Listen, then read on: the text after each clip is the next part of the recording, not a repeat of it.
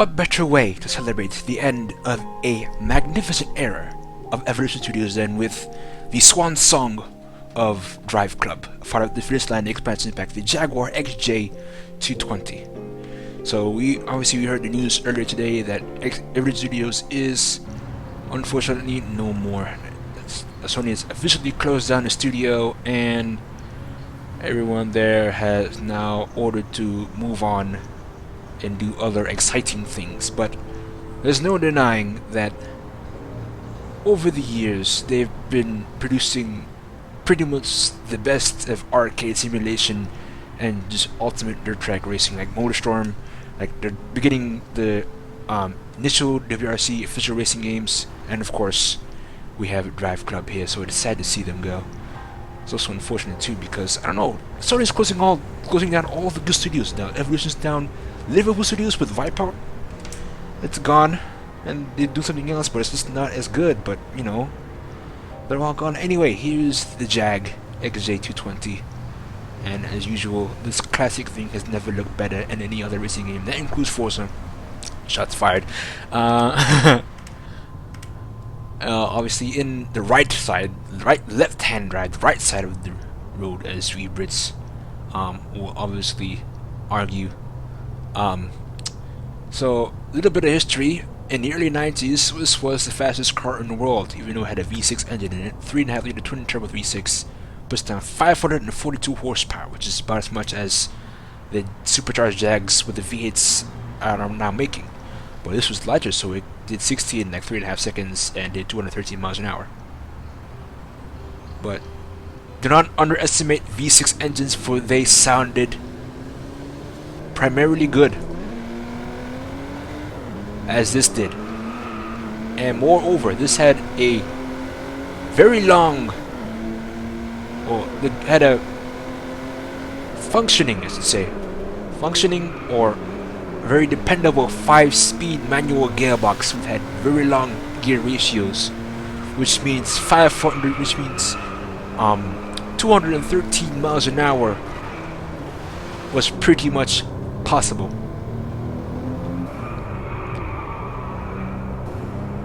But obviously I'm not in a place where I can do 213 miles an hour here. I'm in Scotland because one, this car is British and Scotland is near Britain, so I had to try to relate both. But I'm in Old Town in Scotland, driving my British Racing Green Jag as a celebration of an end of an era. Since Evolution Studios is a UK British company, all the more better.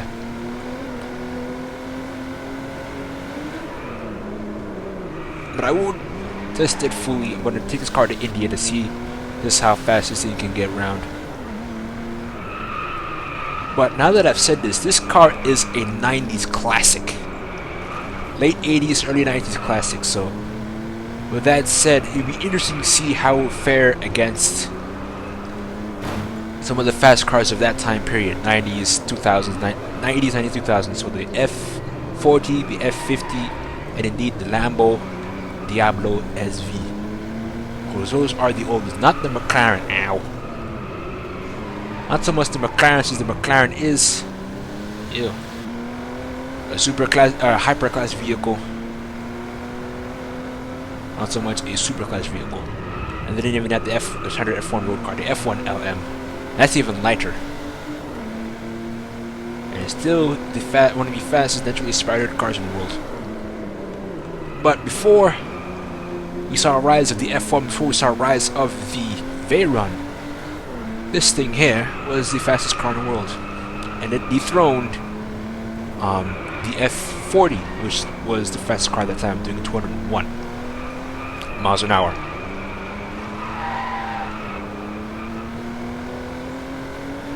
And that V6 is heavenly, which is why Jag still produces pretty much one of the best sounding cars today. Never mind the damage that I've brought on this precious thing. You can buy one now for about $1 million, I think. But more on the handling. It does weigh about 3,000 pounds. And it does get around here sort of decently. It's not as really like lightly agile as the F40. The F40 is really light. So it'll be interesting to see how this car fares against the F40 in like a closed circuit technical track. But straights will probably beast the F40 because of how much torque it has, how much power it has. But in corners, I think the F40 is a bit more superior. This thing does handle pretty good, but not as good. And the tail keeps sticking out, even though it has more power than torque, and it just can't help getting a bit sideways even when I brake.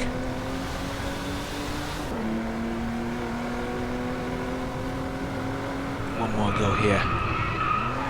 And we'll just go over to India. Let's see how this thing fares. Oh, I've gone off. I've gone off. The Jag has spit me out.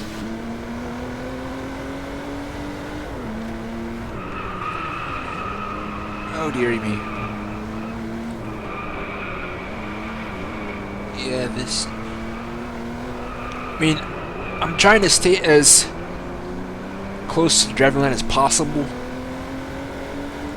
but it does find traction, but not a lot of it.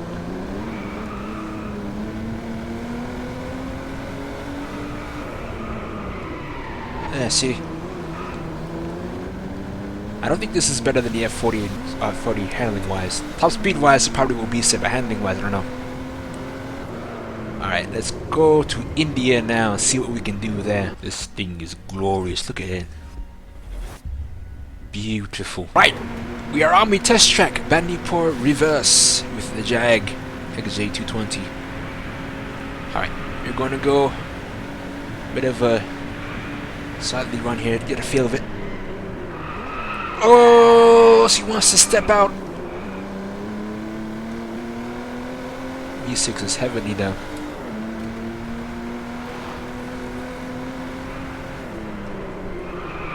Oh, dearie me. See, I don't feel that much agility in the step though, that's the thing. It does handle, but at the same time, like Ferrari still has the upper hand somehow in some corners.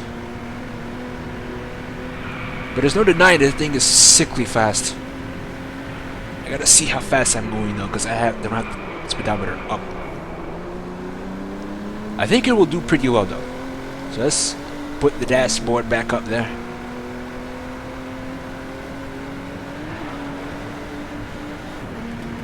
Alright, 114, that's not very good.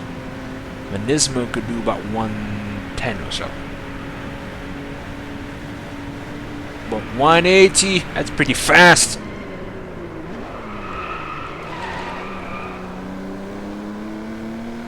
It's pretty fast. There we go.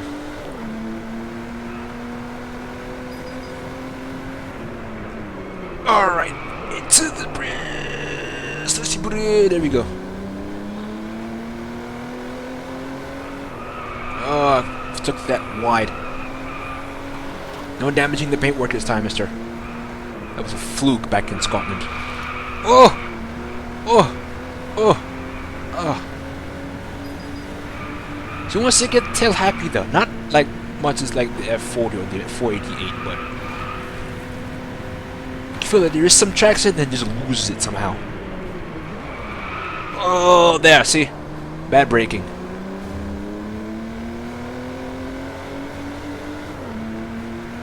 Bad braking on my part.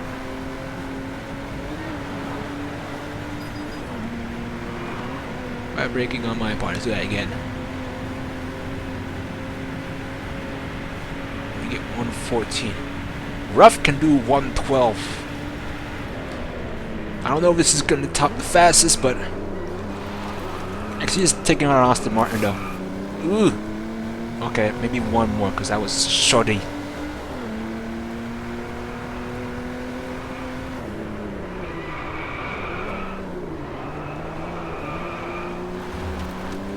No real active aero.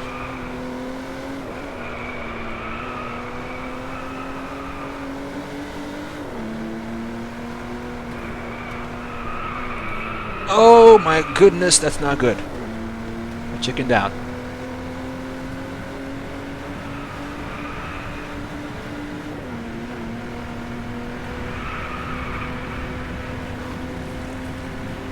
You can still torque. This thing does haul.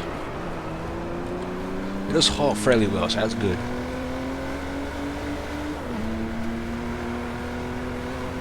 Alright, now, clean run now, mister, because that last one was dumb. Let's end this here. And congratulate Evolution Studios on a job well done. I wish this game could keep going. Continuing the DLC support, because like I wanted a 675 LT this game more than anything. It's a shame that wish probably will never come true now, but oh well. Sometimes good things must come to an end and we have to move on. But job well done, Evolution. They had a rocky start in the beginning, but they bounced back, and this is still one of the best arcade racers on a PlayStation. And if it weren't for them, I'll be honest now, if it weren't for these guys, Need for Speed wouldn't be as good. By that I mean you wouldn't be able to listen to the community to see what we actually want in a racing game. Evolution Studios listens to the community about cars, about what they want to see, about what features they want to add in, and this is the end result. Picture perfect, near realistic looking game with the coolest of cars and the most immense and adverse of features. Oh dear, if I can break 114 here, I'll be surprised. I don't know. Brakes are okay, but it's not as agile as the F40. Oh, but on straights this thing definitely do some work. I don't know if I can reach 190 like the what is it?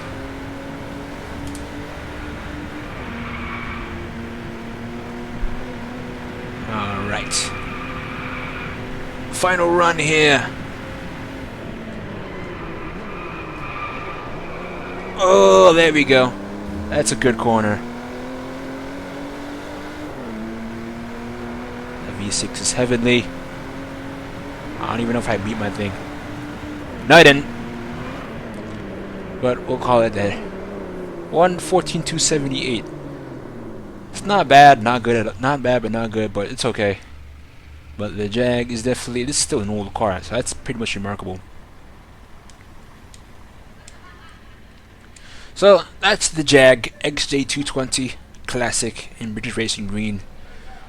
This thing will live on forevermore, and Driveclub will live on forevermore. So what we're going to do now is we're going to compare this with the Diablo SV, the F50, and the F40 here at Bandipur, and here at Bandipur, and we'll go from there. Featherweight Evolution.